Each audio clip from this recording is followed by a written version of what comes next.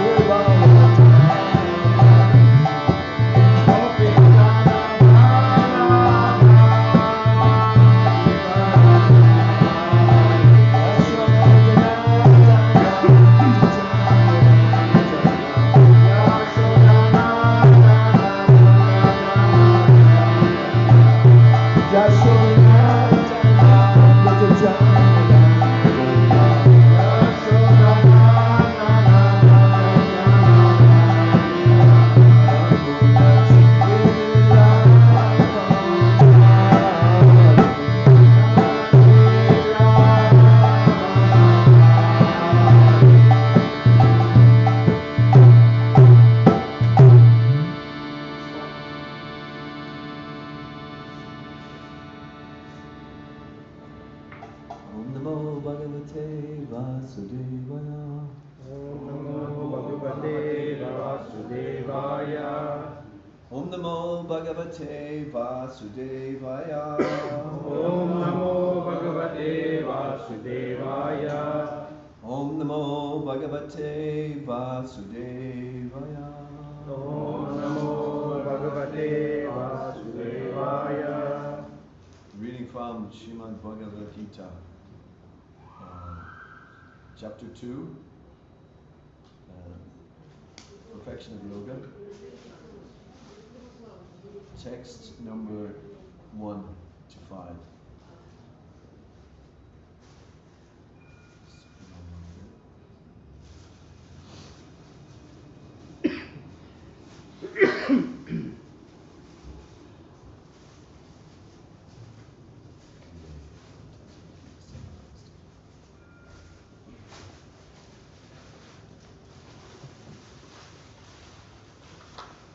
Sanjaya Uvacha Tam Tata Kripaya Vishtam Ashupurna Kukekshanam Vishidantam Vitam Vakyam Uvacha Madhusudana. Translation.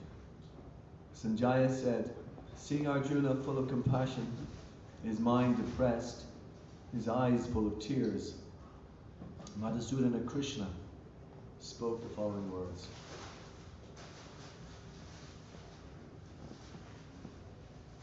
Purport.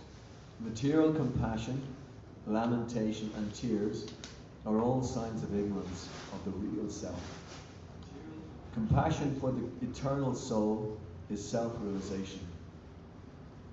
The word Madhusudana is significant in this verse. Lord Krishna killed the demon Madhu, and now Arjuna wanted Krishna to kill the demon of misunderstanding that had overtaken him in the discharge of his duty. No one knows where compassion should be applied.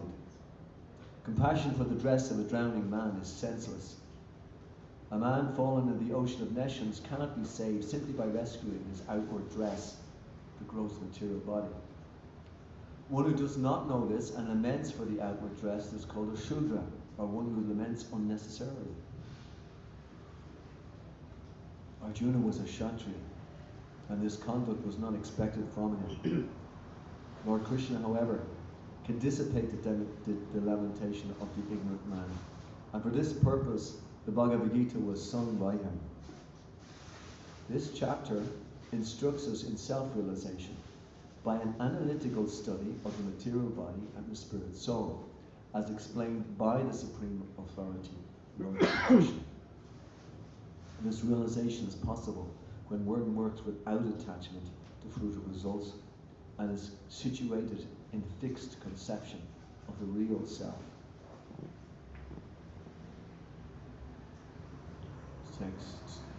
No, actually, I'll go back on that one. Amiganati minandasya janada shalakaya chakshur militam yena tasmai shri gurave namaha. I was born in the darkness of ignorance, and my spiritual master opened my eyes with a torchlight of knowledge. I offer my respectful obeisances unto him.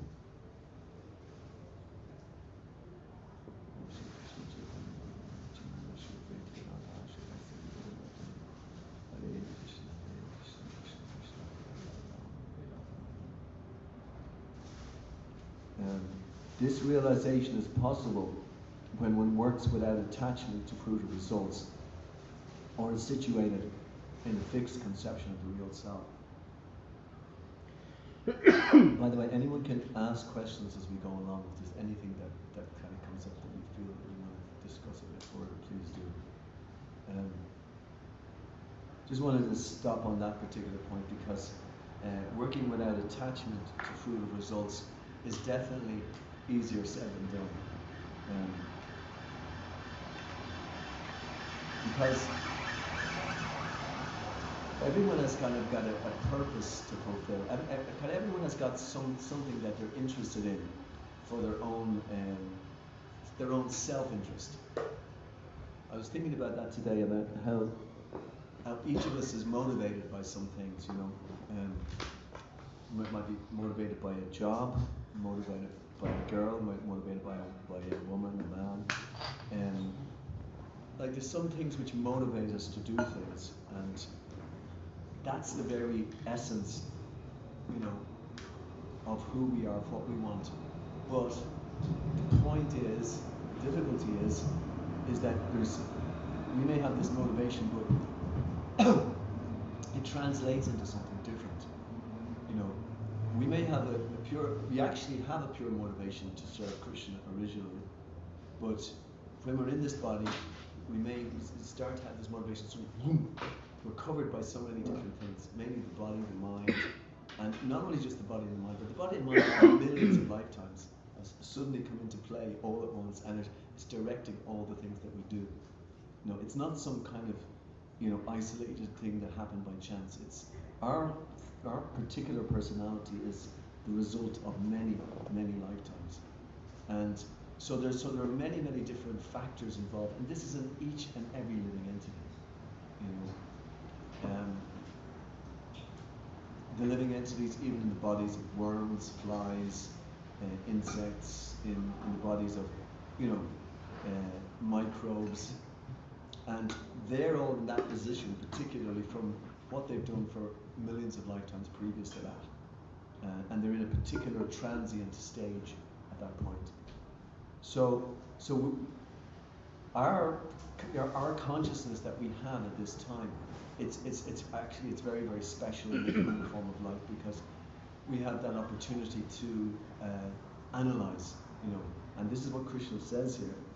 He says that if we're without attachment for fruit of results, that's what is propelling us on all the time, our motivations and so on. If we're without that for fruitively, like something for ourselves, and we're situated in the fixed conception of the real self, that means that we're able to understand who we are. We've analyzed, with Krishna's help, who we are. We're able to self-analyze, we're able to self-introspect, so we're able to kind of gauge, who we are and what we are. That's like huge, especially in comparison to all the other living entities in this planet. It's not when you consider there's millions of other planets and millions of other universes, and there's much higher bodies than the bodies in this planet, like in the demigods and so on, and higher and higher and higher. You have you've got a greater sense of self-realization. But unfortunately, on those bodies as well, there's just a greater conditioning as well towards fruit or results. It's quite incredible. So it's considered that the human form of life is ideal because it has a not too much happiness and also not too much distress. Both of those things. It's not that there's not just enough happiness, but there's not so much distress.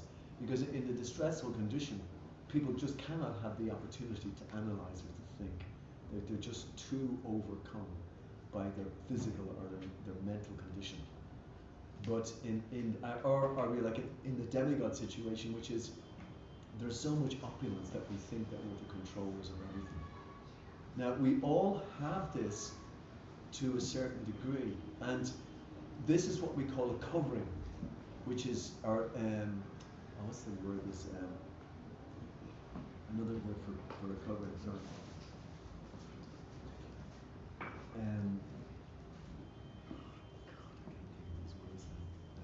Sanskrit word for covering. But anyway, it's like we're looking at something and there's a different color, and we see everything in a different color, basically. So all our material desires are coloring who we are and how we're seeing ourselves. Our material desires are coloring that. So therefore, we may start off with a pure desire, but actually we just have all these other things. And so the idea is that we're trying to purify those desires. And that's why Krishna says in that particular section that we don't have fruitive activities. They're not coloring our sense of what's going on. And that's what Krishna's trying to teach us in the Bhagavad Gita, is to try to take away all of those different coverings that are preventing us from seeing the real self. Now, the beauty of it, of course, is that it's happening in a real live situation. We're live here tonight, thanks to Abbey, I'm constantly getting this live. So there's a live situation going on in the temple here. We have some wonderful activity going on for tomorrow's Theatre Festival. And but here's another one that's going on here, and that's that Arjuna is in the middle of a battlefield, you know. So it is an extremely tense situation. So the likelihood is that you could just get carried away with what's happening. You know, Arjuna gets involved in a fight and starts fighting, and you know, and he's starting to kill his relatives. But there's something that's preventing him before the thing starts. So this is the kind of the conscience or his ability to analyze the situation. This is going on, and Krishna is there with him, and is giving him the impetus how to see this situation properly. So, likewise, when we take the spiritual life, that's what we're doing. We're asking Krishna to come into our lives and to dictate to us what we should do, to give us the intelligence how to act in all of these different things that are going on in these live situations that we're living through. So Krishna is in that situation of doing that for us. So that's a kind of a big ask, you know, because that is the beauty actually of this whole Bhakti Yoga process. Because believe it or not, the next stage after fruitive activity is mental speculation. You know, people start to mentally try to speculate about what is this world about, who am I, what am I doing here, and so on. Now Bhakti has the wonderful effect that we don't even have to think about all those things. We start to develop a love for Krishna or for God. You know, it's something which we cultivate over years and years and years, and that love gets stronger and stronger and stronger. And Krishna starts reciprocating more and more and more. And in a few weeks' time, we're going to have a course by a devotee called Urmila Devi Dasi. She's written a book with another lady, and it's called Career Dharma. And basically, because of our past conditionings and because of our past desires, we are in a particular body in a specific situation, and we have specific tendencies. Now, if we can engage those tendencies in Krishna's service, we are more likely then to do something which we like to do for Krishna. You know, so therefore, this is what Bhakti Yoga is about. We're developing the love of Krishna, but then we're doing something which we like to do for Krishna. So then, even the further beauty of that is that we don't have to think too much. We can actually just act on a very spontaneous platform. Now that's maybe a high state to reach, but it's an important state that this is what we're after in Bhakti Yoga. That we're doing what we're doing naturally because we like to do it, but we like to do it for Krishna. It's not just that we like to do it for ourselves. And that's where a major difference will happen, actually. Because we were talking initially about our motivation to do things. Everyone is self-interested. We want to do something for ourselves. Like, for instance, I want to get a job, so therefore I go to college. I go through all this degree. I spend time studying. I don't go out at night. I spend 4 hours extra, day in, day out, and then the time of the exam comes, and I swan away, and I really, really work. So, who's motivating you to do all of this? Do you know? Like, where's this coming from? But you actually get motivated to do something because you think it's for your good, right? It's dictated to us to do this because it's important for our personal benefit, and we believe it. We believe it. We say, yes, this will do me good. If I study really hard, if I undergo all this activity, and then at the exam time I perform all my exams, and then I'm waiting for the results to come. You know, it used to be that they used to post them up on the university board, you know, and you go and you look if your name was there. How did you get on? You know, yes, I got it. I got this. You know, or I didn't get this. but you're motivated, and you're doing it. You're not doing it for the other guy down the road or for somebody else. You're doing it. What's motivating? It's you. You're doing something because you want to do it for yourself. So Bhakti Yoga means that we're doing it, but we're doing it to please Krishna. You know, we're doing something which we really love to do, but it's in relation to Krishna. You know, it's in relation to Krishna. Just like Arjuna, and Krishna said to Arjuna, "This is already achieved. You've already, whatever you're doing now, you're doing as a service to me. I've already seen what's going to happen, and it's up to you to actually to get involved. Now, Arjuna is very special. We're maybe not on that on that level as Arjuna, but at the same time, we want to get onto that level with Krishna. We want to do what we like to do, but we want to do it for Krishna, and we want to serve Krishna in what Krishna wants us to do, because Krishna is the person with the most motivation, with the best motivation. Because our motivation could be anyway skewed in all sorts of directions. We could be influenced by Tesco, by Arnott's, by Cleary's, by Lidl's, Aldi, whoever we want to do things and to be like this. We could be influenced by the newspapers. We could be influenced by the media. We could be influenced by so many different. We could be influenced by our parents, good, but maybe not so good. Also, both. By our more so here by our peers. Our peers say, nah, don't listen to that. Just forget about your parents. Just go and have a good night out. We were going out together. We're going to have a great time. You can be influenced by this person, that person. So many different influences are there, and then we can be kind of, going on those influences for a long, long time. But fortunately, we are starting to hear from Krishna. We're starting to hear from what Krishna wants us to do. Just like he's with Arjuna, Krishna is also with us. Sarvasya Jaham Vidisami Vishto Matasmita Jnana Vohamcha Vasya Sarveda Hameva Vejo Vedanta Krit Veda Vedeva Jaham. I am seated in everyone's heart, and from me comes knowledge, memory, and forgetfulness. By all the Vedas, I am to be known. In fact, I am the compiler of the Vedas. So Krishna is sitting in our hearts. We may be looking like our motivations, and this is very interesting actually. Our motivations to do things could be I want to go across the world. I want to see Australia. I want to go to Australia. Oh no, you should go to see New Zealand. I want to go to New Zealand. New Zealand says, no, go to Hawaii. I go to Hawaii. No, go to America. America. No, go to Ireland. Ireland. No, don't go to Ireland. We really want to go all around the world, and we're being influenced by all of these things.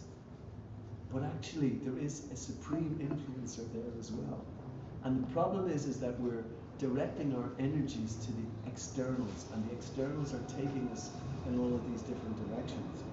But the whole aspect of Krishna consciousness is that it's asking us to go within and to hear Krishna within.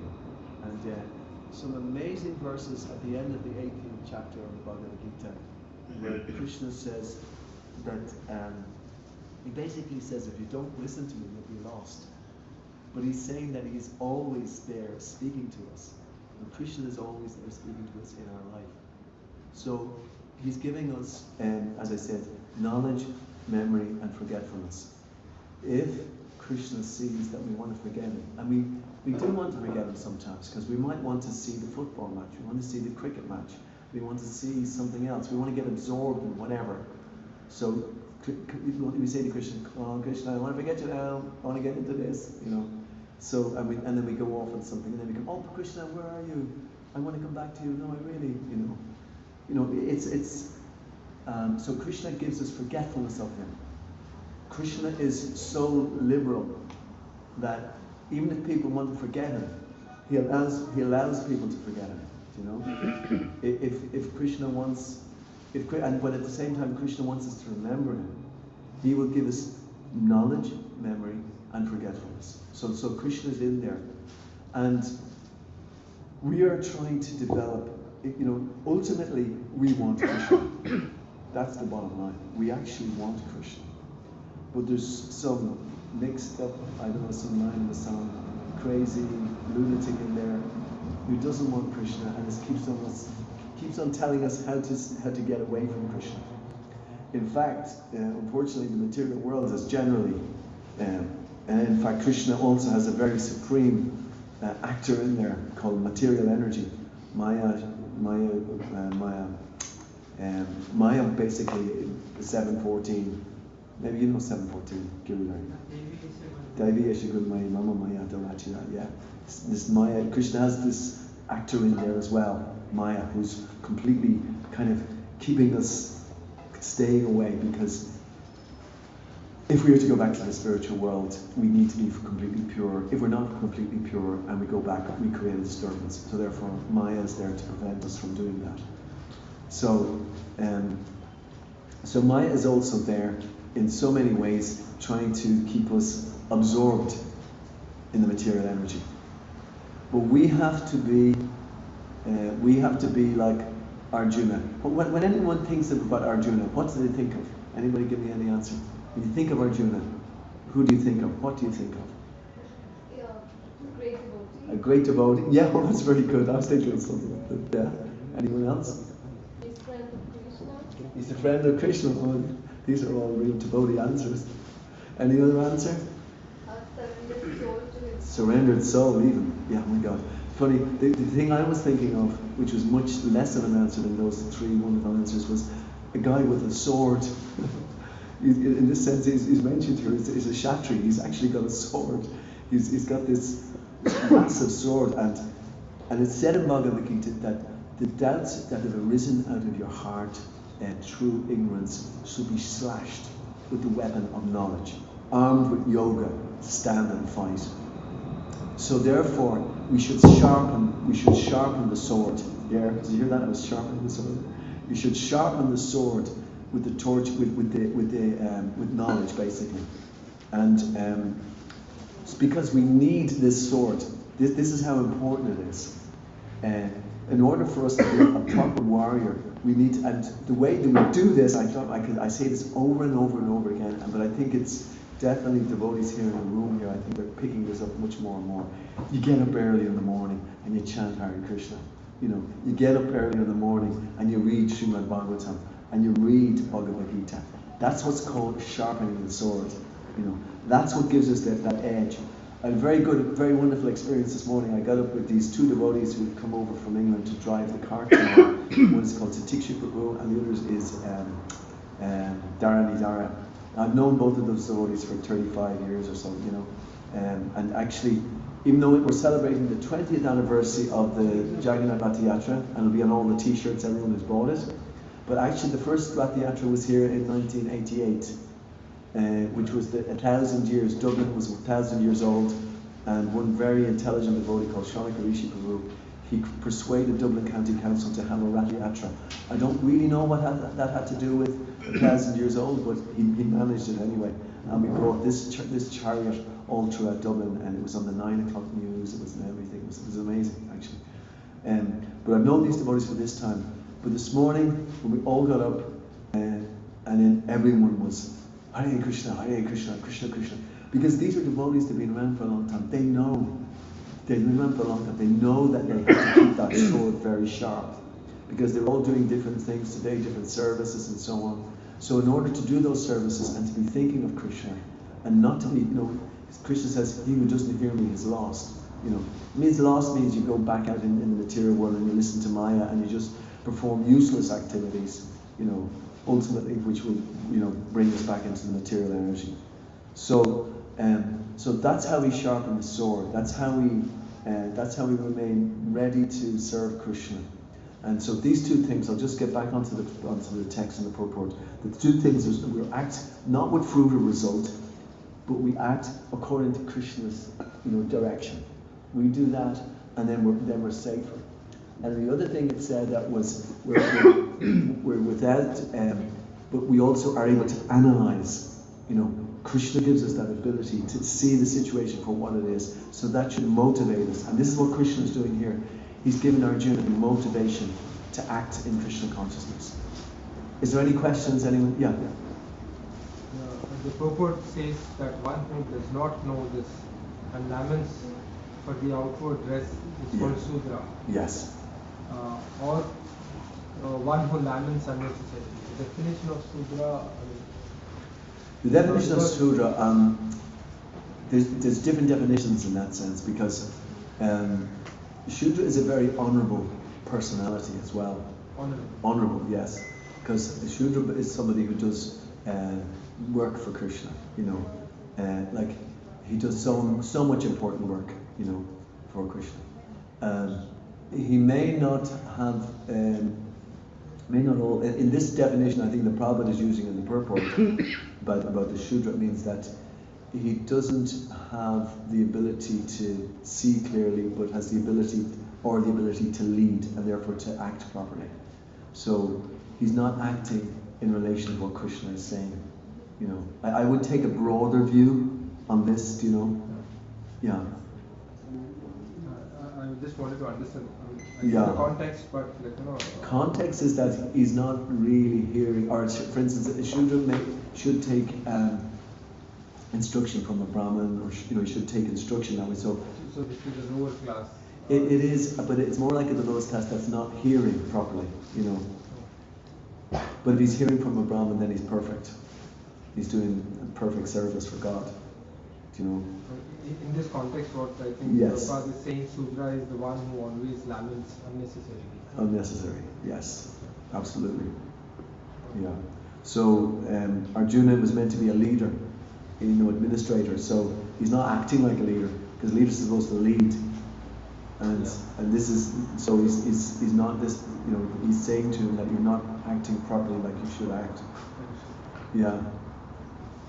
Yeah. Good point. Yeah. They may also be in mode of ignorance, and they may also not have enough Vedic knowledge or enough knowledge to realize God. Well, there's Brahmin who follow all these Vedas, there's Kshatriyas who fight, and then there's Sudras. Rest of the people, rest of the population is called Sudra. Yeah. Now we have to also understand that in this age, everyone is a Shudra or below. Kalo Shudra Shambhava. That's a phrase that all the acharyas speak of.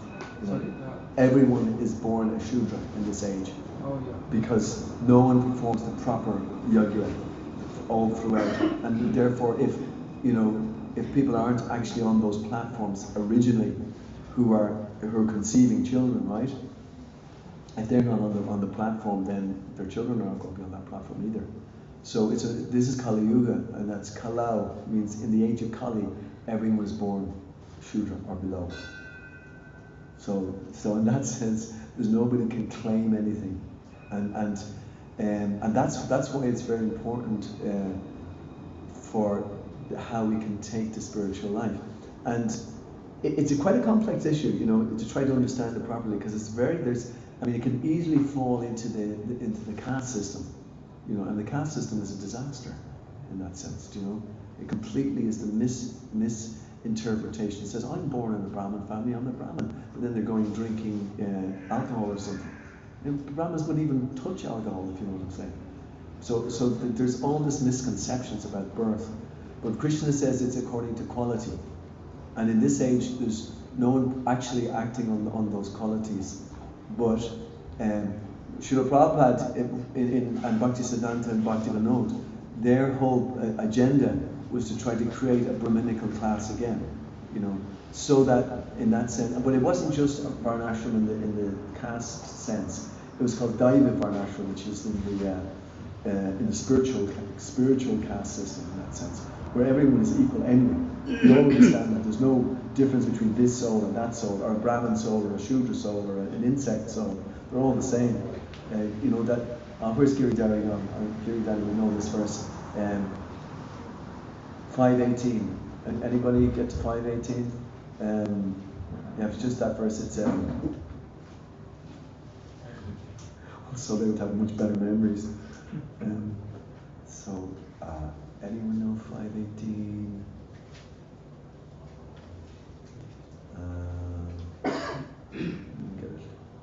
It's a very important verse, because it's a wise person can see a dog eater, an elephant, a cow, or a Brahmin.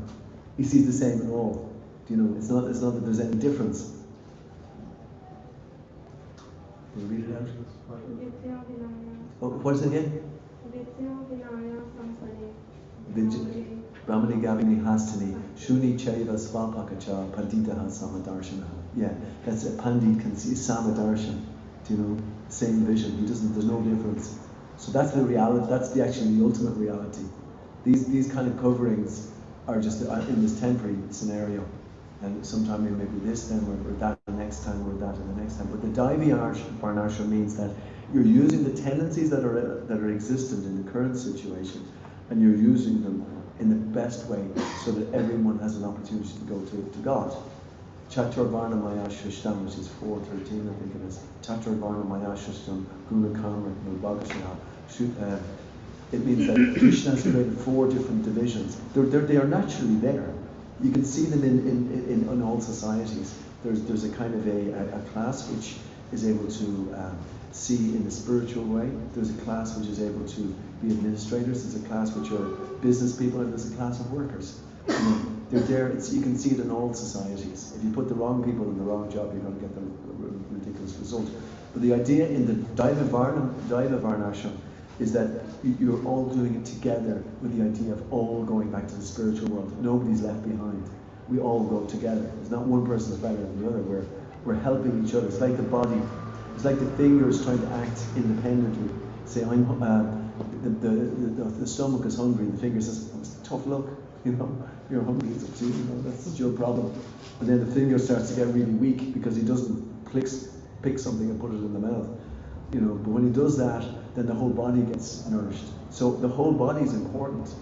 In a relative sense, Prabhupada would say that the Brahmanas, because they can see clearly, they're much greater seers. They're advising the whole society how to act. And Prabhupada even at one point said that even societally it's like that India has spiritual vision, whereas the West has material advantage. So one person is maybe lame, the other person is blind, so they should get together and lead society. And that's what Prabhupada went to America, because he wanted to come back and help to change the whole world, basically, in that way. So Daiva Varnashram was like that, yeah.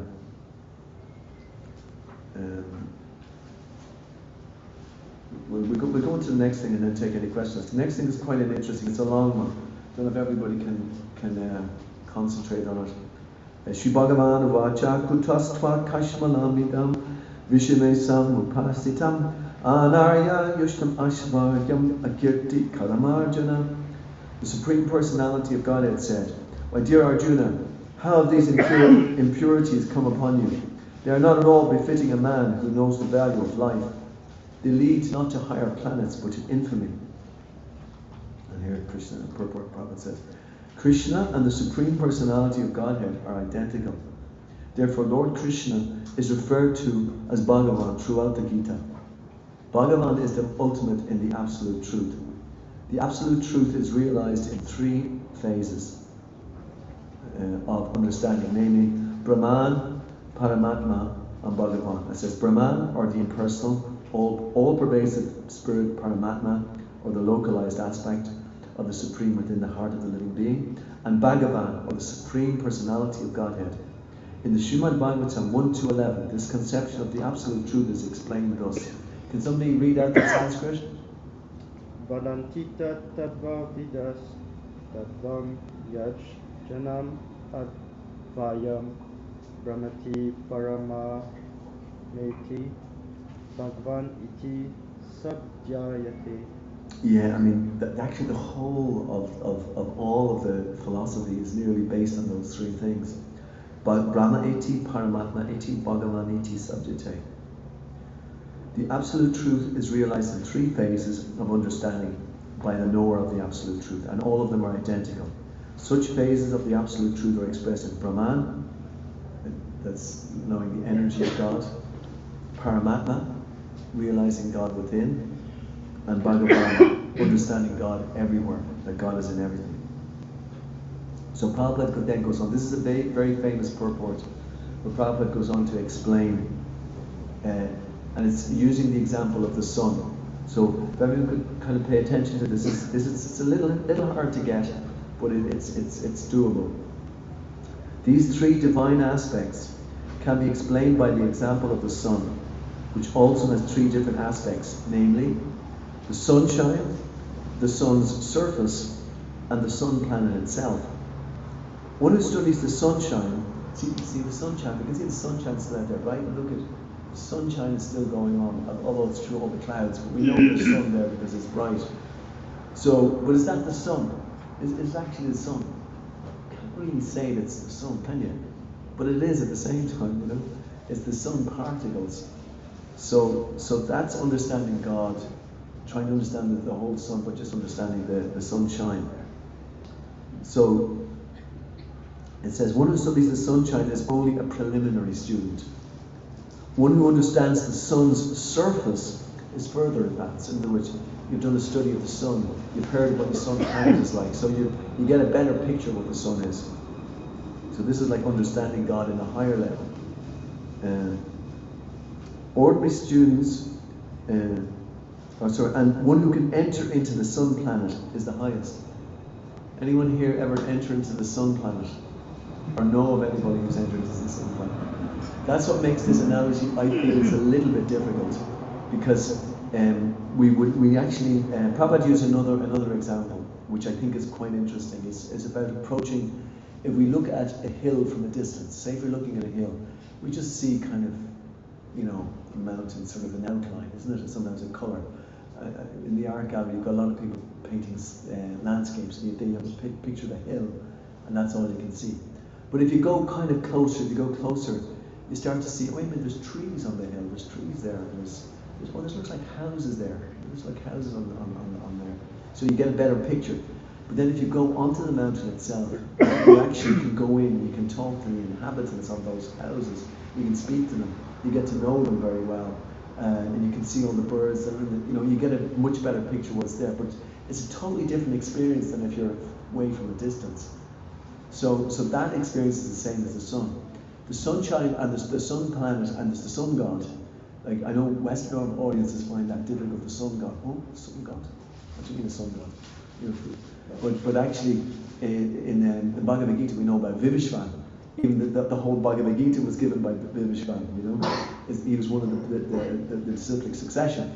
So people say from India would have a greater appreciation that there is a sun god there, and they understand that there's different demigods on different planets.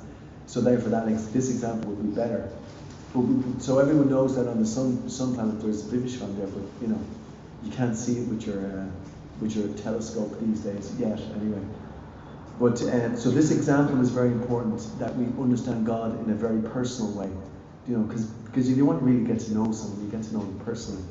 You don't want to know them from a distance, that you can just see their color or something, or you can see their, or if you get a little bit closer, what's the use of that? You want to get to know them personally, basically, so that we know everybody. That's what that example is about, the sunshine and so on. So let's see what Prabhupada then goes on and explains more. Ordinary students who are satisfied by simply understanding the sunshine, its universal pervasiveness, and the glaring effulgence of its impersonal nature, may be compared to those who can realize only the Brahman feature of the absolute truth. The student who has advanced still further can know the sun disk, which is compared to knowledge of the Paramatma feature of the absolute truth. And the student who can enter into the heart of the sun planet is compared to those who realize the personal features of the supreme absolute truth. Therefore, the Bhaktas, or the transcendentalists, who have realized Bhagavan feature of the absolute truth are the topmost transcendentalists, although all students who are engaged in the study of the absolute truth are engaged in the same subject matter, the sunshine, the sun disk, and the inner affairs of the sun planet, and cannot be separated from one another, and yet the students of the three different phases are not in the same category. Now, you may ask yourself, well, it's okay, I can just know the impersonal, the sunshine, it's good, that's good enough for me, I don't need to know any more. But actually, it's not good enough. It's not good enough because we'll never get to know ourselves if we just stop there.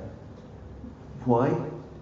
Because the Srimad Bhagavatam explains to us about the nature of Krishna, the nature of God. It's Srimad Bhagavatam, Krishna bursts out onto the scene, who he is in his supreme nature. And that purifies all our crap, basically. Sorry for the English. It purifies all our covering, all our coverings. And for us to absolutely understand our nature, because our nature is part of that nature of Krishna, that pure nature. If we really want to actually understand who we are, we have to know Krishna. We have to know Krishna in his fullness. And Krishna is jumping out of the pages of the Bhagavatam and is jumping out of the pages of the Bhagavad Gita to meet us, to liberate us and to bring us back to him. Do you know? That's what's happening here. That's why we're here. Because we want to find out who we really are. We want to find out ourselves in our absolute nature, our best nature, our supreme servitor nature, as servant of God. And we do that, and Krishna is begging us almost. He's sending his representatives, he's sending his devotees, so that we actually can motivate ourselves to make that decision. And they're saying the same things. They go back on it again and again. Get up early in the morning, chant Hare Krishna, read the books. And now here's a very amazing thing. It's associating with advanced devotees. Do you know? Associating with, because you know why? Because they've seen the truth. Because they're meeting Krishna. You know, because it says Tadvidi Pranipatinan Paripashena Isevaya Ut Upagirashantiktegana Gyaninas Tattva Darshana. The self-realized souls can give you knowledge because they've seen the truth. Because they're in relationship with Krishna. That's what the advanced souls are. They're in relationship with Krishna. Can you imagine? They have a personal relationship with Krishna. So when we come in contact with those wonderful devotional living entities, we actually are purified in their association. There is so many testimonies of devotees who have met Srila Prabhupada and who have spoken about the effect of meeting a pure devotee on their lives. And if we listen to them, it really, you know, makes us understand how amazing Srila Prabhupada is, but what it is when you come in contact with a pure devotee like that. You know, I mean, the effects are going on and on. Like this is going on today. Why? Because of Srila Prabhupada. You know, the whole Rath Yatra festival. This is all happening because he wants to purify. He wants Lord Jagannath, you know, to come and purify the streets of Dublin, New York, wherever. You know, and we become purified by seeing Lord Jagannath, and we're doing all this service. You know, we're becoming purified by doing all this service to Lord Jagannath. Everyone's downstairs and doing all the cooking. Everyone's here doing the flowers, and people are getting ready for tomorrow, dancing in front of the cart. You know, just even by touching. I have a hedge at home, and you know, last year when the cart came into my front garden, it kind of was so big, it kind of demolished a little bit of the hedge, but it grew back again. But then I cut a little bit of the hedge, and so it was much easier coming in this year. But Titiksha was saying this hedge is very fortunate, you know. It's because Lord Jagannath's wheels are touching it every year, you know. So, you know, all of these things are happening because of the pure devotees' desire to please their spiritual master, desire their spiritual master, desire to please their spiritual master. So, in our line, what we're doing is we're trying to introduce as many devotees, you know, to the devotees here, so that we can get the association of these devotees. This weekend is a little unfortunate in the sense that there's another major competitor over in the UK. It's the 50th anniversary of the Sri Radharani Mishra's appearance. So we couldn't pull any of these Prabhupada disciples who wanted to come over here, but Tulsi Priya Prabhu is here, he's giving class, and Kurma Prabhu is leading the kirtan, so it's very nice to have the devotees there. But yeah, by the association of pure devotees, that's how we make the most advancement. So all these activities are so important, and that's how we can understand Krishna. That's why Prabhupada is talking about in these three different phases. So I'll just continue the purport. The Sanskrit word Bhagavan is explained by the great authority Parashara Muni, the father of Vyasadeva, supreme personality who possesses all riches, all strength, all fame, all beauty, all knowledge and all renunciation is called Bhagavan. There are many persons who are very rich, very powerful, very beautiful, very famous, very learned, and very much attached. But no one can claim that he possesses all riches, all strength, etc. entirely. Only Krishna can claim this because he's the Supreme Personality of Godhead. No living entity, including Brahma, Lord Shiva, or Narayan, can possess opulences as fully as Krishna. Therefore, it is concluded in the Brahma Samhita by Lord Brahma himself that Lord Krishna is the Supreme Personality of Godhead. No one is equal to or above him. He is the primeval Lord, or Bhagavan, known as Govinda, and he is the supreme cause of all causes. Ishvara Parama Krishna Sakchitananda Vigraha Anadir Adir Govinda Sarva Karana Karana. First verse of Brahma Samhita. There are many personalities possessing the qualities of Bhagavan, but Krishna is the supreme because none can excel him. He is the supreme person and his body is eternal, full of knowledge and bliss. He is the primeval Lord Govinda and the cause of all causes. In the Bhagavatam also, there is a list of many incarnations of the Supreme Personality of Godhead. But Krishna is described as the original personality of Godhead, from whom many, many incarnations and personalities of Godhead expand. This is the seed verse in the whole of Srimad Bhagavatam we're going to read next. Ete chansa kala punksha krishnastu bhagavan swayam indrari vakulam lokam ridayente yuke yuke. All the lists of the incarnations of Godhead submitted herewith are either plenary expansions or parts of the plenary expansions of the Supreme Personality of Godhead. But Krishna is the Supreme Personality of Godhead himself. That's the seed verse, the Bija verse in the whole of the Srimad Bhagavatam. All 18,000 verses, that's the seed verse. Therefore, Krishna is the original Supreme Personality of Godhead, the absolute truth, the source of both the Supersoul and the impersonal Brahman. In the presence of the Supreme Personality of Godhead, Arjuna's lamentation for his kinsman is certainly unbecoming, and therefore Krishna expressed surprise with the words, "Wherefrom such impurities were never expected from a person belonging to the civilized class of men known as the Aryans." The word Aryan is applicable to persons who know the value of life and have a civilization based on spiritual realization. Persons who are led by the material conception of life do not know that the aim of life is realization of the absolute truth, Vishnu or Bhagavan, and they are captivated by the external features of the material world. Not like us, isn't that right? We're not captivated by the external features of the material world. Sure we're not? No, that's not us. That's at least for the moment anyway. Yeah. While we're reading this, we're not. And therefore, they do not know what liberation is. Persons who have no knowledge of liberation from material bondage are called non-Aryans. Although Arjuna was a Kshatriya, he was deviating from his prescribed duty by declining to fight. This act of cowardice is described as befitting the non-Aryans. Such deviation from duty does not help one in the progress of spiritual life, nor does it even give one the opportunity to become famous in this world. Lord Krishna did not approve of the so-called compassion of Arjuna for his kinsman. So this is Krishna. This is the Krishna who's bursting out of the Srimad Bhagavatam as well.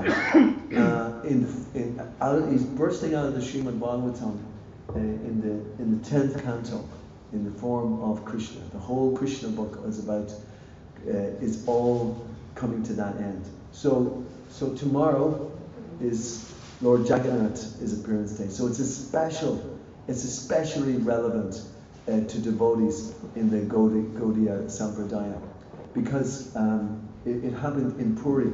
Lord Chaitanya, our Ishtadev, you could say. Lord Chaitanya, he's our deity in Dublin, our Panchatattva deity.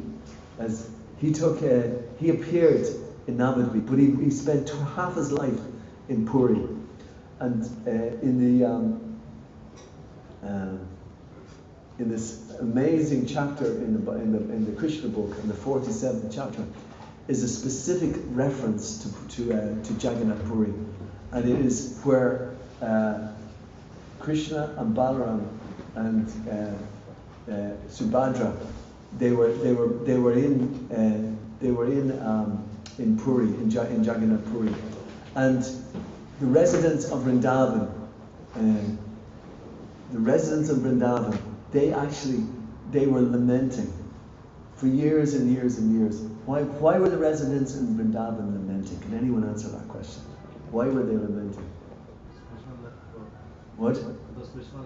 Because Krishna, although of course Krishna never leaves Vrindavan, but as you know, because Krishna left, so they were lamenting. And so therefore they were always thinking of Krishna. But then they got this opportunity to go and see Krishna again in Puri. You know, so therefore they were thinking, oh, this is a great opportunity, we're going to see Krishna again. You know. So they were beside themselves with joy. So they all packed up and they all left and they went to see Krishna in this amazing place. And when they went there, they were disappointed when they saw Krishna. Can anyone tell me why were they disappointed when they saw Krishna? They were looking for Krishna for all this time, and then when they saw Krishna, they were disappointed. Why? Because they saw an idol with no hands, no ears. No. That was not the same Krishna. No, it was the same. It was the same Krishna. But no, I know where you're coming from. But what was it? What was the difference? They were not in Vrindavan, maybe they were in Puri, so they had to go to a different place. No. Gopal? It's the Gopal yet. There, the mood is different. The mood, because they went to see Krishna, the person that they loved, that they were playing with, and they were, having so much of a wonderful time in Vrindavan. And they went there too. They saw this guy who was dressed up as a warrior. They said, "Oh no, what's happening here?" I don't know this isn't this. So what happened? Yeah, what happened? What actually happened then? They were lamenting. They wanted, and they wanted. So they had a small time to talk with Krishna, and they said, "I want you to come back to Vrindavan." So they wanted Krishna to come back to Vrindavan, and this is our highest philosophy. This is what the Bhagavatam is about. This is what our whole philosophy is based on. We don't take it cheaply. It's hidden in one sense. It's hidden deliberately so that people don't make a mockery of it or have some crazy understanding of who God is. God is like me, So it's very, very sacred. It's the most sacred, basically, that's there. But this is what this Prabhupada brought this whereby Lord Jagannath is on this chart, and we are Krishna's devotees, and we're bringing Lord Jagannath back to Vrindavan. Because Krishna wants to go back to Vrindavan also. But mind you, he never left Vrindavan, but that's another story. But he wants us, we're bringing Krishna back to Vrindavan. So this is the mood in which all the Gaudiya Vaishnavas are performing Rath Yatra.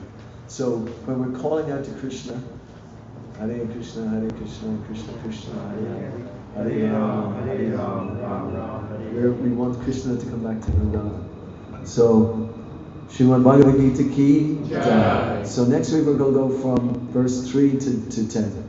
Haribol. So I'm just going to start off for